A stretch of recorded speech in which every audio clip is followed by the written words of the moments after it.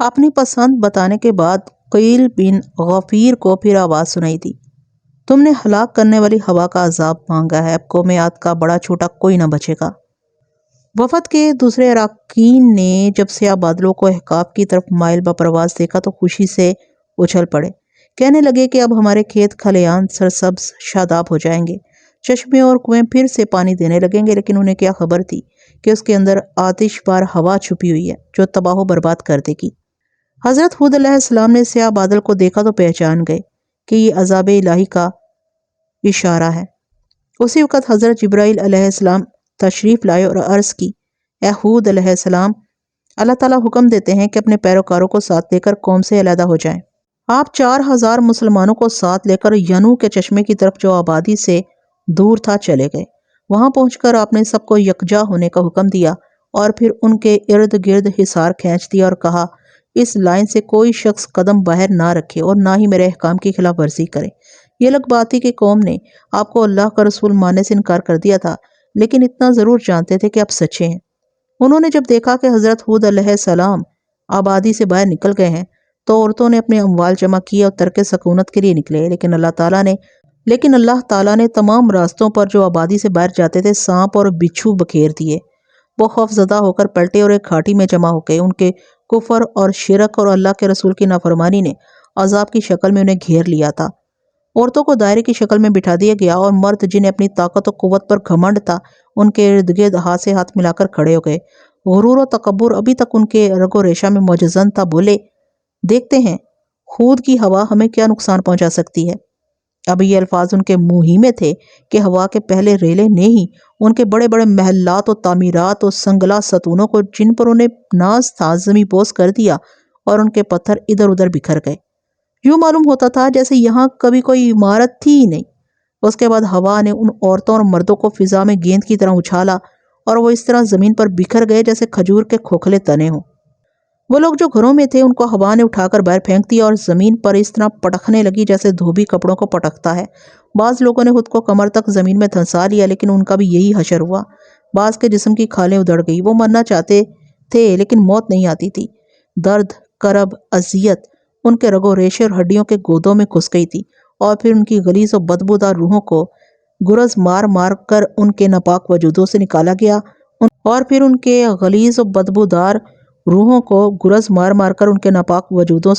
گیا ان کے تنو مند اور خوبصورت جسم جن پر انہیں ناز و غرور تھا بھیانک شکلوں میں جگہ جگہ پڑے تھے۔ خلجان بن سعد جو علاقے کا سردار و معزز تھا اور بے حد مال و اسباب کا مالک تھا، اپنے قبیلہ کے ہمراہ غار میں چھپا ہوا تھا۔ اس نے اپنی طرف سے حفاظت کے مکمل انتظام کر رکھے تھے۔ وہ 4 دن تک محفوظ رہا۔ 5ویں دن حضرت ہود علیہ السلام اس کے پاس آئے اور فرمایا، تم نے دیکھ لیا کہ دوسروں کا کیا حشر ہوا ہے، اب بھی ایمان لے آؤ، عذاب سے محفوظ رہو گے۔ تمہارے رب کا عذاب میرا اور میرے قبیلے کا کچھ نہیں بگاڑ سکتا، اس نے متکبرانہ انداز میں کہا۔ 6 دن ہوا نے غار پر آفت ڈھائی اور اس کی آنکھوں کے سامنے جس طرح اس کے قبیلے والوں کو ہلاک کیا ویسا نظارہ فلک نے اس سے پہلے کبھی نہیں دیکھا تھا، لیکن اسے ہوش پھر بھی نہ آیا۔ جب ذہنوں اور دلوں پر کفر و شرک کے تالے لگ جاتے ہیں تو ہدایت کی باتیں سمجھ میں نہیں آتی۔ اگلے دن حضرت ہود علیہ السلام پھر اس کے پاس گئے اور ایمان لانے کو کہا۔ اگر میں ایمان لے آؤں تو تمہارا اللہ مجھے کیا دے گا؟ اس نے پوچھا۔ بعد از مرگ جنت میں داخلہ ملے گا، جو لوگ ابھی ہلاک نہیں کیے گئے وہ بھی اگر تیرے ساتھ ایمان لے آئیں تو اللہ تعالیٰ ہر شخص کو 100 اولاد نرینہ عطا کرے گا اور قلیل عرصہ میں تیرا قبیلہ پھر بڑھ جائے گا۔ حضرت ہود علیہ السلام نے فرمایا، آپ چاہتے تھے کہ بقایا عادی عذاب سے بچ جائیں، وگرنہ قوم عاد کا چند لمحوں میں صفایا ہو سکتا تھا، جبکہ ریح العقیم 8 دن اور 7 راتیں ان پر چلتی رہی تھی۔ اگر وہ ایمان لے آتے تو آپ کی دعا سے شیطان مردود انہیں آخری وقت تک سبز باغ دکھاتا رہا۔ میں اس بادل میں نچتی اونٹوں کی طرح لوگ دیکھتا ہوں، وہ کون ہے؟ خلجان بن سعد نے دریافت کیا۔ یہ فرشتے ہیں جنہیں ان پر مسلط فرمایا گیا ہے، آپ نے بتایا۔ اگر ہم ایمان لے آئیں تو کیا اللہ ان کو قصاص کے طور پر ہمیں عنایت فرمائے گا؟ خلجان بن سعد نے کہا۔ اس کے اندر کفر الفاظ کی شکل میں نمودار ہو رہا تھا۔ کبھی ایسا بھی ہوا کہ بادشاہ نے باغیوں کی سرکوبی کے لیے لشکر بھیجا ہو اور وہ اسے ان کے حوالے کر دے؟ بس پھر کیا تھا؟ ریح العقیم کا ایک جھونکا غار میں داخل ہوا اور وہ بدبخت اپنے قبیلے سمیت جل کر راکھ ہو گیا۔ ریح العقیم منکرین حق پر عذاب بن کر چل رہی تھی، مگر مسلمانوں کے لیے شمیم صبح کی طرح تھی۔ انہیں اس کے لگنے سے راحت و سکون محسوس ہوتا تھا۔ دراصل یہ حضرت ہود علیہ السلام کا معجزہ تھا۔ دشمنان خدا اور رسول کا نام و نشان مٹا دیا گیا۔ آج اس سرزمین میں ریت کے ٹیلوں کے سوا کچھ نہیں ہے، لیکن کئی صدیاں بیشتر یہاں ایک عظیم قوم آباد تھی جس کے اعمال بد نے اسے گھیر لیا اور نتیجتاً ہلاک ہو گئی۔ قیل بن غفیر اور اس کے ساتھی جو دعائے سخصا کے لیے خانہ کعبہ آئے تھے، معاویہ بن بکر کے ہاں بیٹھے تھے۔ انہیں کچھ خبر نہ تھی کہ ان کی قوم پر کیا بیتی ہے۔ ان کا خیال تھا کہ ابر سیاہ نے برس کر ہر سو جل تھل کر دیا ہوگا۔ وہ خوش گپیوں میں مصروف تھے کہ انہیں ایک اونٹ سوار آتا دکھائی دیا۔ وہ ان کے قریب آ کر رک گیا۔ سب اس کی طرف دیکھنے لگے۔ کدھر سے آ رہے ہو اور کس قوم سے ہو؟ قیل بن غفیر نے پوچھا۔ قوم عاد سے ہوں اور اسی طرف سے آ رہا ہوں۔ انہوں نے سنا تو سب کے کان کھڑے ہو گئے۔ ہماری قوم کا کیا حال ہے؟ بہت سے لوگوں نے مستربانہ بیک زبان پوچھا۔ سیاہ ابر ان پر آگ بن کر برسا اور سب کا خرمن حیات بھسم کر کے رکھ دیا۔ انہوں نے جب سنا تو سب کے چہرے لٹک گئے، دل میں اپنے یاروں اور عزیزوں کو یاد کرنے لگے۔ حضرت ہود علیہ السلام اس کے متبین کا کیا حال ہے؟ حضرت ہود علیہ السلام اس کے متبین کا کیا حال ہے؟ مرثد بن سعد نے دریافت کیا۔ وہ سب امن و عافیت سے ہیں اور ینو کے چشمے کے پاس مقیم ہیں۔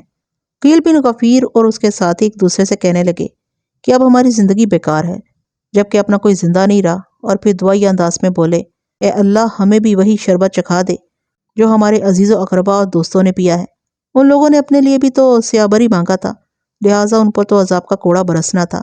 اللہ کے حکم سے ریح العقیم فوراً وہاں پہنچ گئی اور انہیں بھی ان کی قوم کی طرح تڑپا تڑپا کر ہلاک کر دیا۔ ان میں سے صرف مرثد بن سعد بچا۔ وہ سیدھا حضرت ہود علیہ السلام کی خدمت میں پہنچا۔ قوم عاد کی تباہی و بربادی کے بعد حضرت ہود علیہ السلام اپنے امتیوں کو لے کر روانہ ہوئے۔ جگہ جگہ ہولناک مناظر دیکھنے میں آتے تھے۔ پتھروں کے بنے ہوئے مضبوط محلات کا نام و نشان مٹ چکا تھا۔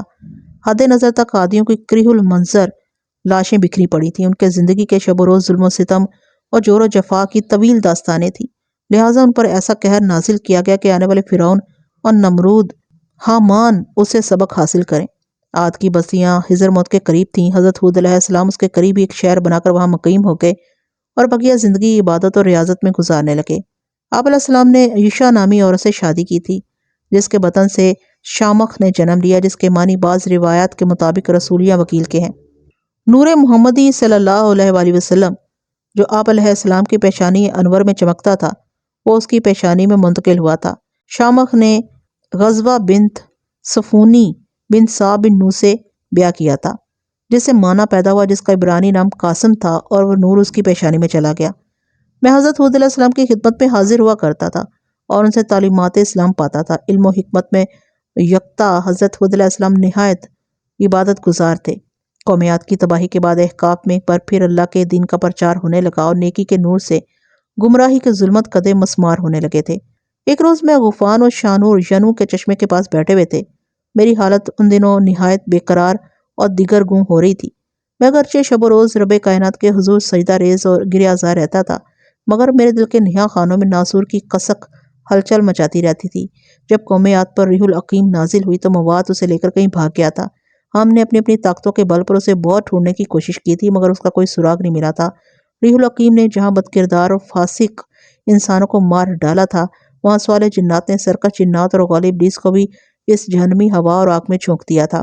قیامت صغریٰ اور عطاب الہی کے خوف سے تمام شیطانی قوتیں زمین کے کونے خدروں میں چھپ گئی تھیں، اور جو ہمارے سامنے آتی یا جنہیں ہم تلاش کر لیتے تھے انہیں فوراً مار ڈالتے تھے۔ انہیں مارنے سے قبل ہم ان سے ناسور اور مواد کا پتہ معلوم کرنے کی کوشش کرتے تھے، لیکن وہ کوئی بھی اس کا پتہ نہیں بتاتا تھا۔ شیطان الرجیم ابلیس بھی ان دنوں کہیں نظر نہیں آ رہا تھا۔ یہ امن اور نیکی کا دور تھا۔ حضرت ہود علیہ السلام کی نسل بڑھ رہی تھی اور ان پر ایمان لانے والے اللہ کی رحمتوں سے فیض پا رہے تھے۔ کہیں ایک بھی خدا کا نافرمان دکھائی نہیں دیتا تھا۔ جس روز کا میں ذکر کر رہا ہوں وہ نہایت خوشگوار دن تھا۔ سب ایک دوسرے کے ساتھ چیلیں کر رہے تھے۔ شانور بھی غفان اور ارم کو چھیڑ رہی تھی اور بار بار مجھے بھی اپنی شرارتوں میں شریک کر رہی تھی۔ شانور کو برسوں بعد میں نے یوں کھلتے گلابوں کی طرح لہکتے اور مہکتے ہوئے دیکھا تھا، مگر جب میں اس کے بار بار چھیڑنے سے بھی آمادہ گفتگو نہ ہوا تو وہ جھلا کر بولی، ہاما تمہیں کیا ہو گیا؟ تم کن سوچوں میں گم ہو؟ خدا کے لیے ادھر دیکھو، یہ غفان کیا کہہ رہا ہے؟ میں نے غمناک نظروں سے اس کی جانب دیکھا تو اس کی مسکراہٹیں کافور ہو گئیں۔ بےتابی سے پوچھنے لگی، ہاما کیا بات ہے؟ تم اداس و پریشان ہو؟ میں خاموشی سے اٹھا اور حسرت ناک آہ بھر کر ینو کے چشمہ پر چلا گیا۔ شانور جھٹ سے میرے پاس آ گئی اور میرے کاندھے پر ہاتھ رکھ کر پوچھنے لگی، ہاما تم پریشان کیوں؟ خدا کے لیے مجھے کچھ بتاؤ، مجھ سے کوئی غلطی تو نہیں ہو گئی؟ میں نے اس کے ہاتھ کو سہلایا اور کہا شانور میں تم سے ناراض نہیں ہوں، میں دراصل ناسوت مواد اور ان کے باپ ابلیس کے بارے میں سوچ رہا ہوں کہ وہ کہاں ہوں گے، کئی برس بیت گئے ان کی کوئی خبر نہیں مل رہی۔ شانور کے چہرے کی شادابی بھی انقا ہو گئی اور وہ بولی ہاما ایسا تو ہو نہیں سکتا کہ ابلیس بھی اور اس کے بدن ناپاک سے یہ زمین پاک ہو گئی ہو، شیطان روز قیامت تک زندہ رہے گا، وہ مکر و فریب اور عیاری کا منبع ہے۔ یہ کہتے کہتے وہ چونکی، پھر ایک دم اس کے چہرے پر عجیب سی مسکراہٹ نمودار ہوئی، ایسا لگا جیسے اس نے کوئی راز پا لیا ہو۔ نہایت رازداری کے ساتھ کہنے لگی ہاں ماں، میں نے ابلیس کا راز پا لیا ہے، میں نے جان لیا ہے کہ اس کی سپاہ کہاں ہوگی۔ میں نے پہلے تو بے یقینی سے اس کی جانب دیکھا، مگر اس کے چہرے پر اعتماد یقین محکم کی طرح ثبت تھی۔ اس کی آنکھوں اور چہرے کا رنگ غیظ و جلالت سے بھر گیا اور وہ مکہ فضا میں لہرا کر بولی میں نے ابلیس کا راز پا لیا ہے۔ شدت غضب سے اس کا بدن لرزنے لگا تھا۔ میں نے اس کا شانہ تھام کر کہا شانور جلدی سے بتاؤ کہ تم نے کیا راز پایا ہے۔ کہنے لگی ہاما کیا تم نہیں جانتے کہ جب دین حق آتا ہے، نیکی غالب ہوتی ہے تو شیطان بھوکے مرنے لگتے ہیں، انہیں بدی اور گمراہی کی غذا نہیں ملتی اور وہ نیف و نزار ہو کر سڑنے لگتے ہیں۔ شیطان تو گندگی کا کیڑا ہے، جب گندگی نہ ہوگی تو یہ بھوکا یہاں مر جائے گا۔ شانور کی بات سن کر میرے ذہن میں ایک دم وہ واقعہ گھوم گیا جب میں نے ایک ایسے ہی لبے دم پر اٹکے شیطان کو مارا تھا۔ وہ ایک ایسے انسان کے اندر رہتا تھا جو پہلے مشرک تھا، مگر جب وہ حضرت نوح علیہ السلام پر ایمان لائے تو اس کے اندر کی غلاظت چھٹنے لگی۔ پاکیزگی اور نیکی نے اس کے اندر کو دھو دیا، جس کے باعث اس کا شیطان نہایت کمزور ہو گیا تھا۔ شیطان نے مرنے سے پہلے مجھے یہ بتایا تھا کہ جب ایک انسان کی روحانی قدار بڑھتی ہیں، وہ ذکر و اذکار میں محو ہو جاتا ہے، برائی سے کنارہ اختیار کر لیتا ہے، تو اس کا شیطان بھوک پیاس سے مرنے لگتا ہے۔ شانور کی یہ بات واقعی بڑی اہم دلیل تھی۔ میں نے اس کی اس بات سے اتفاق کیا اور پھر پوچھا اے میری شریک حیات، تو نے شیطان کا یہ راز تو پا لیا، مگر کیا یہ بھی تجھے معلوم ہو گیا ہے کہ وہ کہاں ہوگا؟ شیطان تو آج بھی انسان کے اندر چھپے بیٹھے ہیں، بس یہ اللہ کے نبیوں پر قادر نہیں ہو سکتے۔ میں نے ہمیشہ یہ سنا ہے کہ ہر انسان پر خدائے ذوالجلال نے جس طرح ایک فرشتہ مامور کیا ہے، اسی طرح شیطان بھی اپنا حصہ وصول کرنے کے لیے انسان پر براجمان ہوتا ہے۔ تو کیا سارے شیاطین انسانوں کے اندر چھپے بیٹھے ہیں؟ میں نے سوال کیا۔ میں نہیں کہہ سکتی۔ آؤ کوہ ابو قبیس چلتے ہیں اور برگزیدہ جنات سے پوچھتے ہیں کہ ابلیس آج کل کہاں ہوگا۔ میں نے شانور کی بات مان لی اور ہم دونوں غفان اور ارم کو چھوڑ کر مکہ کی وادیوں میں چلے گئے۔ کوہ ابو قبیس پر رات تاری تھی، مگر روشن و مبارک پتھر کے نور سے ہر سو اجالا پھیلا ہوا تھا۔ براق ملبوسات میں ملبوس جنات عقیدت و احترام کے ساتھ کوہ ابو قبیس پر چہل قدمی کر رہے تھے۔ ان میں سے بہت سے جنات عبادت و ریاضت میں مشغول تھے۔ بڑا سہانا، پر لطف اور وجدان پیدا کرنے والا ماحول تھا۔ مکہ کی وادی میں ہر سو سناٹا طاری تھا اور کوئی انسان دکھائی نہیں دے رہا تھا۔ مکہ سے باہر کئی بستیاں تھیں اور ہر بستی میں ہو کا عالم تھا۔ میں اور شانور کوہ ابو قبیس میں اترے تو ہمارے بچے بھاگے بھاگے ہمارے پاس چلے گئے۔ دونوں نے خشوع و خضوع کے ساتھ عبادت کی اور اللہ تعالیٰ سے اس کی تائید و نصرت کے لیے دعائیں کی۔ ہم دونوں عبداللہ بن سلیمان سے ملے۔ وہ مجھے دیکھتے ہی کہنے لگا ہاں ماں، اب تم یہاں ہی رہو۔ یاد رکھو جو جنات اپنے مرکز کو چھوڑ دیتے ہیں وہ اپنے مقاصد پوری طرح حاصل نہیں کر پاتے۔ میں نے عبداللہ سے کہا میں آپ کی بات سے اتفاق نہیں کرتا، اس لیے کہ میرا مقصد سکون کی زندگی گزارنا نہیں ہے، میں تو روز اول سے شیطانی قوتوں کے خلاف جہاد کرنے نکلا ہوں، لیکن اپنی قوم کو اکٹھا کرنا، اسے جہاد پر مائل کرنا بھی تو تمہارا فرض ہے۔ عبداللہ نے کہا میں دیکھ رہا ہوں کہ جنات میں اگر نیکی کا پرچار کم ہو جائے تو یہ بدک جاتے ہیں، ان کی فطری رونت اود کر آتی ہے، اس لیے اب کچھ عرصے کے لیے کوہ ابو قبیس کے جنات کے درمیان رہو، کیونکہ ہمارے یہاں کچھ سماجی مسائل پیدا ہو رہے ہیں۔ اگرچہ میں ان اختلافات اور مسائل کو حل کرتا رہتا ہوں، مگر کچھ مسائل ایسے ہیں جنہیں تمہاری مدد سے ہی حل کیا جا سکتا ہے۔ مثلاً میں نے پوچھا۔ عبداللہ بن سلیمان نے کہا ہمارے کچھ جنات مخفی علوم پر دسترس حاصل کرنا چاہتے ہیں، اس کے لیے انہیں تمہاری ضرورت ہے۔ تم صدیوں سے علوم سیکھتے آ رہے ہو، کیا یہ اچھا نہیں ہوگا کہ وہ علوم اب تم اپنے جن بھائیوں میں بانٹ دو؟ یاد رکھو ہاما، علم جتنا بانٹو گے یہ اتنا ہی بڑھے گا۔ عبداللہ بن سلیمان کی بات معقول تھی، لہٰذا میں نے کہا ٹھیک ہے، تم جنات میں سے ان تمام افراد کو تیار کرو جو علوم سیکھنا چاہتے ہیں۔ اس دوران میں غفان کے پاس جاتا ہوں۔ میں دیکھ رہا ہوں کہ غفان عیش و نشاط میں محو رہنے لگا ہے۔ اس کے پاس بہت سی قوتیں ہیں جنہیں اگر جنات میں منتقل کیا جائے تو ہمیں زیادہ فائدہ ہوگا۔ میں نے شانور کو وہاں ٹھہرایا اور اگلی صبح ینو کے چشمہ کی جانب اڑنے لگا۔ ابھی میں وادی مکہ سے باہر نکلا ہی تھا کہ مجھے کسی انسان کے کراہنے کی آواز سنائی دی۔ وہ اللہ اللہ اللہ پکار رہا تھا۔ میری نظر ایک انسان پر پڑی جو ایک گڑھے میں پڑا تھا، اس کے بدن سے گوشت کاٹ کاٹ کر اتارا گیا تھا، وہ سسک رہا تھا۔ میں اس کی حالت دیکھ کر اس کے پاس گیا۔ وہ نیم مدہوش تھا، مگر اس کی زبان سے بے اختیار اللہ اللہ اعوذ باللہ نکل رہا تھا۔ میں اس کے پاس گیا اور کہا اے اللہ کے ولی، تم کون ہو؟ وہ یقیناً ایک مسلمان تھا جس کی زبان سے اللہ کے مقدس الفاظ نکل رہے تھے۔ اس نے بامشکل آنکھیں کھولی اور کراہ کر بولا میں گنہگار مسلمان ہوں، مجھے موات نے پکڑ لیا تھا۔ موات کہاں ہے؟ میں نے بےتابی سے اسے اٹھایا اور جلدی سے اس کی زنجیریں کھول دیں۔ اس کے زخموں سے خون بے تحاشا نکل چکا تھا، اسے کھڑا نہیں ہوا جا رہا تھا۔ مواد کمزاد بدبخت مجھے جنگل میں ملا تھا، اس نے ٹوٹتی ہوئی آواز میں بتایا۔ کس جنگل میں؟ میں نے پوچھا۔ کوثاروں کے جنگل میں، اس جنگل میں جو بابل کی طرف جاتے ہوئے راستے میں آتا ہے، اس نے بامشکل بتایا۔ تم یہاں کیسے پہنچے؟ میں نے حیرت سے پوچھا۔ مجھے بس اتنا معلوم ہے کہ مواد نے مجھے بابل جاتے ہوئے پکڑا تھا، اس نے میرے بدن سے گوشت نوچ لیا اور میرا خون نکال کر اپنی طاغوتی قوتوں کو غذا کھلاتا تھا۔ اس کے بعد مجھے نہیں معلوم میں یہاں کیسے پہنچا ہوں۔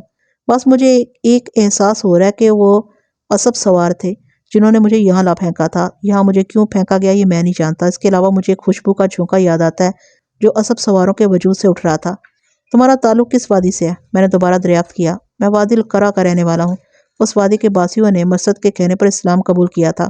میں نے وادی القرا نہیں دیکھی تھی، اس کے اوپر سے کئی بار گزرا تھا۔ حضرت نوح علیہ السلام کی نسل نے یہ وادی بھی آباد کی تھی۔ میں نے اسے پوچھا، مواد نے تمہارے بدن سے گوشت کیسے نوچا تھا؟ اس نے کہا، مواد بڑا ظالم ہے، اس نے اپنے ہاتھوں سے میرا بدن ادھیڑ دیا تھا۔ اس کے نوکیلے ناخنوں نے میری پور پور کاٹ دی ہے۔ اب میں کچھ دم کے لیے زندہ ہوں۔ میں نہیں جانتا کہ تم کون ہو، مگر تمہارے چہرے سے معلوم ہوتا ہے کہ تم بھی اللہ کے تابعداروں میں سے ہو۔ سنو، اگر تمہیں حضرت ہود علیہ السلام ملے تو اس گناہگار کا سلام ان کے حضور پیش کرنا اور کہنا کہ وادی القرا اور بابل میں مواد کی شیطانی وارداتیں بڑھ رہی ہیں۔ اور اتنا کہہ کر اس کا دم اکھڑنے لگا اور پھر وہ مزید کوئی بات نہ کر سکا۔ اس بیکس نے مجھے مہلت ہی نہیں دی کہ میں اس کی مدد کر سکتا۔ اس کا طائر روح نہایت سکون سے پرواز کر گیا، اس کا زخموں سے بھرا بدن میری گود میں پڑا رہ گیا۔ میں اسے زمین میں دفن کرنے لگا کہ مون مجھے ایک اچھوتا خیال آیا۔ اس نے کہا تھا کہ مواد نے اپنے ناخنوں سے اس کا بدن کھرچ ڈالا تھا۔ اس کا مطلب تھا کہ اس کے ہاتھوں کی بو اس کے زخموں میں رچ بس گئی ہوگی۔ اے میرے ہمراز، جنات کی زندگی ان کی طاقتوں کے ایک اور راز کو اپنے سینے میں دفن کرو اور غور سے سنو۔ جنات کو یہ قوت حاصل ہے کہ وہ کسی انسان کے بدن کی بو کا تعاقب کر کے اس تک پہنچ سکتے ہیں۔ بس میں نے بھی اس روز اپنی قوت کو استعمال کیا اور اس کے زخموں پر اپنی ناک رکھ کر انہیں سونگھنے لگا۔ مجھے مواد کی بو تلاش کرنے میں دیر نہیں لگی۔ تقین سے بھری بو تھی جو اس انسان کے زخموں سے اٹھ رہی تھی۔ مواد نے جب اپنے گندے اور غلیظ ناخنوں سے اس کا بدن چیرا ہوگا تب اس کی انگلیوں کی گندگی زخموں میں رچ بس گئی تھی۔ اگر یہ انسان زندہ ہوتا تو مواد کی بو تلاش کرنا میرے لیے قدرے مشکل ہوتا۔ یہ بڑی اہم بات ہے جو تمہیں بتا رہا ہوں۔ ایک انسان جب زندہ ہو تو اس کی روح کی مہک اس کے بدن پر غالب ہوتی ہے، مگر مردہ ہونے سے روح پرواز کر جاتی ہے۔ اس لیے مردار کے بدن سے صرف ایک طرح کی بوئی آتی ہے۔ یہ بڑا حساس معاملہ ہے، اس پر کسی اور وقت روشنی ڈالوں گا۔ بس جب میں نے مواد کی بو پالی تو میرا انگ انگ سرشاری سے جھوم اٹھا۔ میں نے اس شخص کو زمین میں دفن کیا۔ اس کے لیے دعائے خیر کرنے کے بعد میں بو کے تعاقب میں نکل کھڑا ہوا۔ میں نے فیصلہ کیا تھا کہ مواد کو تلاش کرنے کے بعد میں غوفان کو بھی بلا لوں گا۔ ہوا ساکن تھی اور یوں محسوس ہو رہا تھا جیسے مہلوک ارضی پر کوئی نئی افتاد آنے والی ہو۔ بابل کی سرحدوں کو عبور کرتے ہی مجھے ماحول میں وحشت اور گھٹن کا احساس ہو گیا۔ ایک بے قرار و ہیجان کی کیفیت برپا تھی۔ میں جو آگے بڑھ رہا تھا، گھٹن میں غیر مانوسی سران بھرنے لگی اور مواد کی بو ایک دم معدوم ہو گئی۔ میں اس عظیم کوہسار پر اترا جہاں کبھی جنات و شیطانی مہلوک پر حاکم معمور ہوا تھا۔ محلیل کے دور عظمت و جلالت کی یادیں میرے ذہن میں اود آئیں۔ میں نے حسرت و یاس سے دجلہ کے فراواں پانیوں کو دیکھا اور پھر بابل کی بلند و بالا پتھریلی عمارتوں پر نظر دوڑائی۔ ماحول کی بےتابی و وحشت نے عمارتوں اور دریا پر بھی اپنی کثافت طاری کی ہوئی تھی۔ میں نے پہاڑ پر کھڑے ہو کر نظر پاش نظروں سے ہواؤں کی محلوں کو تلاش کرنا چاہا تو مجھے ہواؤں کے پردے ساکن و جامد دکھائی دیے۔ ہواؤں کی دبیز تہوں میں کوئی بھی محلوق دکھائی نہیں دے رہی تھی۔ میں حیران تھا کہ ہواؤں کی محلوق جنات اور محلوق ابلیس بابل چھوڑ کر کہاں گئی ہیں۔ یہ تو ناممکن سی بات تھی۔ میری نظر جہاں جہاں جا سکتی تھی میں نے اسے دوڑایا، مگر پورے بابل کو کھنگال مارا مگر مجھے کچھ دکھائی نہ دیا۔ ہاں، محلوق آدم کے کاندھوں پر معمور اس کے ملائکہ اور شیطان ہنو سوار تھے۔ میں نے غور کیا کہ انسانوں پر معمور ملائکہ ان سے دور دور رہ کر چل رہے ہیں یا ان کے حسابات مرتب کرتے جا رہے ہیں۔ مجھے یہ سمجھنے میں دیر نہ لگی کہ بابلی قوم گمراہی و ضلالت کے گڑھوں میں گر گئی ہے اور ان کی روحیں پارسائی سے محروم ہو چکی ہیں۔ اسی لیے تو ملائکہ ان کی نجاست سے دور تھے۔ شیطان ملائکہ کو دیکھ دیکھ کر ٹھٹھے مارتے اور انہیں چھیڑتے دکھائی دیتے تھے۔ مجھے ان کی باتیں صاف تو سنائی نہیں دیتی تھی، مگر مجھے یقین تھا وہ کہہ رہے تھے، دیکھو ہم ابن آدم پر مسلط ہو گئے، یہ گناہ کرتا رہے گا اور تم کفِ افسوس ملتے رہو گے۔ ملائکہ جواب دیتے ہیں، نہنجار، یہ اللہ کی حکمت اور اللہ کی رحمت بے کرا ہے کہ اس ذات عرش عظیم اور کائناتوں کے مالک کل نے تمہیں چھوٹ دے رکھی ہے۔ اگر وہ چاہے تو اس کے امر کو کوئی مانع نہیں ہے، اس کا ایک حکم ہو تو تمہیں جلا کر راکھ کر دیا جائے۔ اے غلاظت کے مارو، ہم ملائکہ اپنے رب تعالیٰ کی اطاعت کے ہوگر ہیں۔ ہمیں جو امر اور ماور دیے گئے ہیں ہم صرف ان پر ہی عمل کرتے ہیں۔ ہم اپنے رب کے حکم کے بغیر تمہیں کچھ نہیں کہیں گے، مگر افسوس کہ اے ابن ابلیس، تم خدا تعالیٰ کی ان نشانیوں سے توبہ نہیں پکڑتے۔ یہ تم جانتے ہو کہ تم جہنم کا ایندھن بنو گے، تمہیں کوئی راحت نہیں ملے گی، تم سے زیادہ بدنصیب اور کون ہوگا؟ اے بدنصیبو، تم واحد مخلوق ہو جس کی بخشش نہیں ہوگی۔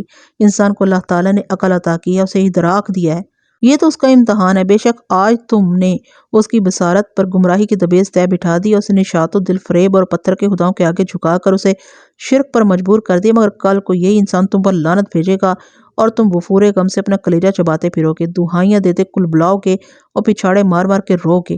آج اگر تم انسان کے خیر خواہ نہیں ہو تو کل کو ابن آدم بھی تمہارا خیر خواہ نہیں ہوگا۔ اللہ تعالیٰ کو اسے کوئی غرض نہیں کہ تمہارے ساتھ اگر وہ ابن آدم بھی جہنم کا ایندھن بن جائیں گے تو اس کے نافرمان ہیں اور توبہ نہیں کرتے۔ وہ ذات ہے، بے پرواہ ہے، اسے کوئی رنج و ملال نہیں ہے۔ یہ صرف تم جیسے غلاظت و حسد کے مارے بدنصیب ہیں جو رنج و کرب کی آگ میں جلتے کڑتے ہیں۔ ملائکہ کی مدلل باتیں سن کر شیطان اپنے کان بند کر لیتے اور دہائی دے کر اپنے باپ ابلیس کو پکار کر کہتے ہیں، بدی کے باپ تو نے ہمیں کس کرب میں ڈال دی؟ ملائکہ کی یہی باتیں ہمارا سینہ جلاتی ہیں۔ بابلیوں پر مامور شیاطین اور ملائکہ کے علاوہ سارا ماحول وجود ابلیس سے محروم تر مواد کی بو بھی معدوم ہو چکی تھی۔ میں شش و پنج میں مبتلا ہو کر سوچ رہا تھا کہ مواد کہاں ہو سکتا ہے۔ مجھے اپنے علوم پر گمان کی حد تک یقین تھا کہ مجھے میری حسیات دھوکہ نہیں دے سکتی تھی۔ کچھ دیر سوچنے کے بعد میں پہاڑ کی فلک بوس چوٹی سے نیچے اترا۔ اس وقت اندھیرے بڑھ رہے تھے۔ پہاڑ کی چوٹی کے عقب میں سورج اپنی روشنیوں کو سمیٹ کر فلک کے دامن میں رات گزارنے جا رہا تھا۔ زوال کی ان ساتوں کا انتظار تھا۔ اس لمحے مہلوک جنات اور غول بیابانی مہلوک ابلیس اپنی اپنی قیام گاہوں سے نکل کر انسانی بستیوں میں پھیل جاتی ہے اور ہواؤں میں اندھیر نکری مچا دیتی ہے۔ سورج غروب ہو گیا اور زوال کی سات بھی گزر گئی، مگر بابل کی ہواؤں میں موجود مہلوک کا کوئی شور و غوغا سنائی نہ دیا۔ مجھے اس مرنے والے شخص کی باتوں پر تعجب ہونے لگا کہ اس نے تو کہا تھا کہ مواد بابل میں چھپا ہوا ہے، مگر یہاں تو پورے بابل میں کوئی شیطانی مہلوک بھی دکھائی نہیں دے رہی۔ لیکن پھر مجھے اس بدگمانی کو ختم کرنا پڑا، کیونکہ میں مواد کی بو کے تعاقب میں ہی یہاں تک پہنچا تھا، جس کا مطلب تھا کہ مواد اس سرزمین پر ہی موجود ہے۔ پھر مجھے خیال آیا کہ ممکن ہے مواد کو یہ خبر مل گئی ہو۔ یہ خیال آتے ہی میں نے مواد کو تلاش کرنے کے لیے اپنے علوم کی شمشیر کو بے نیام کیا اور پہاڑ کے سرخ پتھر پر بیٹھ کر حصار کھینچ لیا۔ اس لمحے مجھے ایک مانوس ہوش ربا حسن نواز دل فریب اور برق کے تمنا مہک نے آ لیا۔ زوتاس، زوتاس! میں ہڑبڑا کر کھڑا ہو گیا۔ زوتاس کہاں ہو تم؟ میں نے وہ رفتگی کے عالم میں سے پکارا۔ میں یہاں ہوں۔ اس کی مد بھری شہد کی مٹھاس سے بھرپور آواز میرے عقب میں گونجی۔ میں نے پلٹ کر دیکھا اور اسے دیکھتے ہی مبہوت سا ہو کر رہ گیا۔ ایک عرصہ بعد، شاید صدیوں بعد، وہ اپنے حسن و جلال کے ساتھ ظاہر ہوئی تھی۔ اس کے رسیلے لبوں پر یاقوتی مسکراہٹ تھی، مہتابی اور شتابی آنکھیں نور حیا سے معمور تھیں، سنہری دراز زلفوں سے ہوائیں کھیل رہی تھیں، وہ خوشبوؤں کا پیکر تھی، گہری رات میں روشنیوں کا ماخذ تھی۔ میں دم بخود ہو کر اسے دیکھ رہا تھا۔ وہ اٹھلا اٹھلا کر آگے بڑھی تو فضائیں خوشی سے گنگنانے لگیں۔ ایک دل فریب ساز سا پیدا ہو رہا تھا، پتھروں پر اس کے چلنے سے ایک ترنگ سی جاگ رہی تھی میرے رگوں پے میں، اور میں مدہوش ہوا جا رہا تھا۔ زوتاس کا وجود میری رگوں میں بسیرا کرتا رہا تھا، اور آج وہ صدیوں بعد میرے حصار کی دہلیز پر کھڑی تھی۔ اگر کہو تو تمہارے حصار سے واپس پلٹ جاؤں؟ زوتاس کی آنکھوں میں شرارت امیز چمک تھی۔ بولی، ایسا نہ ہو میں تمہارے حصار میں آؤں اور پھر تمہاری مٹھی میں بند ہو کر رہ جاؤں۔ میں مسکرا دیا اور سرخوشی کے عالم میں بولا، کاش کہ تم میری مٹھی میں بند ہو سکتی۔ صرف مٹھی میں؟ وہ بولی، اگر تم مٹھی میں ہی بند ہو جاؤ تو کیا یہ کم ہوگا؟ میں اس کی خوش مزاجی سے محظوظ ہوا، مگر پھر حسرت کے عالم میں کہا، مگر تم تو ریت کی مانی تو جو مٹھی میں بند ہو کر بھی ذرہ ذرہ ہو کر نکل جاتی ہے۔ بس بند مٹھی کو ایک احساس ہی رہتا ہے کہ کچھ ذرے ابھی بھی اس میں بند ہیں۔ ہاں ماں، تمہاری باتیں مجھ پر سحر پھونک رہی ہیں۔ خدا را یہ بتاؤ، ایسی باتیں تم نے کہاں سے سیکھی ہیں؟ زوتاس میرے حصار میں آ گئی۔ کیا ایسی باتیں سیکھی جا سکتی ہیں؟ میں نے سلگتی آنکھوں سے اس کو دیکھا۔ یہ تو حساس دل کی کیفیات ہیں جو آج بے اختیار نوک زباں پر آ گئی ہیں۔ میں چلتی ہوں۔ زوتاس میری باتوں کی آنچ سے پگھلنے لگی۔ نہیں زوتاس، آج آئی ہو تو واپس نہیں جاؤ۔ میں نے اسے روک لیا اور پھر ہم دونوں حصار سے باہر نکل کر سرخ پتھر پر بیٹھ گئے۔ ہاں ماں، خود کو سنبھالو، زوتاس نے مجھے سمجھایا۔ اس وقت تم ایک اعلیٰ مقصد کے لیے نکلے ہوئے ہو، اپنے خیالات اور جذبات کو سرکش نہ ہونے دو۔ زوتاس، اللہ رحیم و قہار کی قسم، مجھے خود پر اختیار حاصل ہے۔ یہ تو سرہوشی کا عالم ہے، تجھے دیکھتے ہی بے قابو ہو گیا ہوں۔ ہم دونوں بابل شہر کی طرف منہ کر کے بیٹھ گئے۔ میں نے پوچھا، زوتاس تم اتنی مدت سے کہاں تھی؟ میں بہت سے کاموں میں مصروف تھی، مجھے بہت سے معاملات کی نگہداشت کرنی ہوتی ہے۔ اس جانب دیکھو۔ اس نے آسمان پر چمکتے دمکتے ایک بڑے ستارے کی جانب اشارہ کیا۔ اس کی سیدھ میں بھی انسان بستے ہیں، جنات و شیاطین کی بھی وہاں بستی ہیں، مجھے وہاں بھی جانا پڑتا ہے۔ عرب و عجم و مصر کے سرزمین پر آباد یہ مہلوک روز بروز سرکش ہو رہی ہے ہاں، مگر ایک تو ہے کہ جس نے کاف اور کوہ بکبی سے باہر نکلنا ہی چھوڑ دیا۔ ہم دونوں کافی دیر باتیں کرتے رہے، پھر میں نے اسے کہا، زوتاس مجھے سمجھ میں نہیں آ رہی کہ مواد کہاں غائب ہو گیا ہے۔ اے ہما میرے عزیز، میرے مہربان، مواد بابل میں موجود ہے۔ اس نے آشوریوں کے پجاری اعظم کا روپ دھار رکھا ہے اور اس سرزمین پر ایک بہت بڑا جادوگر بھی بن کر رہ رہا ہے۔ اس نے بابل کے مبت میں تمام شیطانی علوم کو زندہ کر دیا۔ اس نے بابل کے قاتلوں، گناہگاروں چور اچکوں کو اپنی فوج میں شامل کر لیا اور ان کے ذریعے طاغوتی علوم پھیلا رہا ہے۔ میں نے زوتاس کو اپنی الجھن کے بارے میں بتایا اور کہا، زوتاس، میں بابل کے اس پہاڑ تک مواد کی بو تلاش کرتا ہوا پہنچا، مگر یہاں آتے ہی اس کی بو کافور ہو گئی۔ اس کے علاوہ دیکھ رہا ہوں کہ ابلیسی مخلوق بھی کہیں نظر نہیں آ رہی، سوائے ان شیاطین کے جو ابن آدم پر مامور ہیں۔ زوتاس نے میری بات سنتے ہی کہا، ہاں ماں، مواد نے ابلیس کے کہنے پر سرکش جنات کو اپنا موکل و مونس بنا لیا ہے۔ کون سے جنات؟ یہ سرکش جنات کہاں رہتے ہیں؟ میں نے چونک کر پوچھا۔ مجھے یاد آ گیا کہ کچھ روز پہلے ہی عبداللہ بن سلیمان بھی مجھے کہہ رہا تھا کہ جنات میں سرکشی بڑھ رہی ہے، لہٰذا ہمیں اس جانب بھی توجہ دینی ہوگی۔ ہاں ماں، تم زیادہ وقت ابن آدم کے ساتھ گزارتے رہے ہو، اس لیے جنات سے غافل ہو گئے ہو۔ عبداللہ سے ہی کہہ رہا تھا، تمہیں چاہیے کہ کچھ وقت جنات کے مسائل حل کرنے کے لیے بھی صرف کرو۔ انشاءاللہ میں اب یہی کام کروں گا، مگر اے میری دمساز زوتاس، پہلے مجھے اس مواد کی خبر لینے دو۔ میں غفران کو اس کے طاقوں میں لگانے کے بعد سرکش جنات کی سرکوبی کے لیے نکلوں گا۔ وہ کہنے لگی، میں تمہیں ایک اہم بات بتانے لگی ہوں۔ مواد نے کوہستان دمانتو کے سرکش جنات کے سردار ابلاق کو اپنے قابو میں کر لیا۔ ابلاق ایک سرکش اور قہر و غضب کی آتش ہے۔ اس ظالم نے ابغاتانا شہر میں قیامت برپا کر دی تھی۔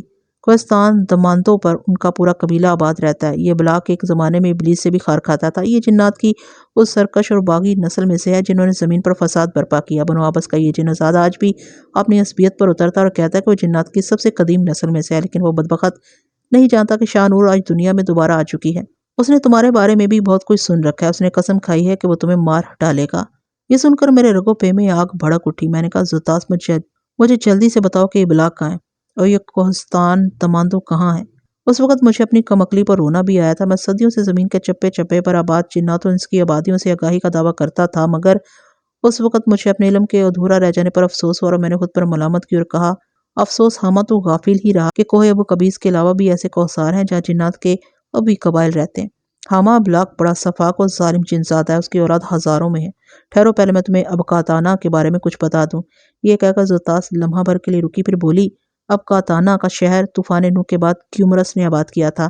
حضرت نوح علیہ السلام کے بیٹے یافس، اس کے بیٹے مہر اور اس کے بعد کیومرس نے کوہستان دمانتو کو آباد کیا۔ اس سے پہلے کوہستان دمانتو پر جنات آباد تھے۔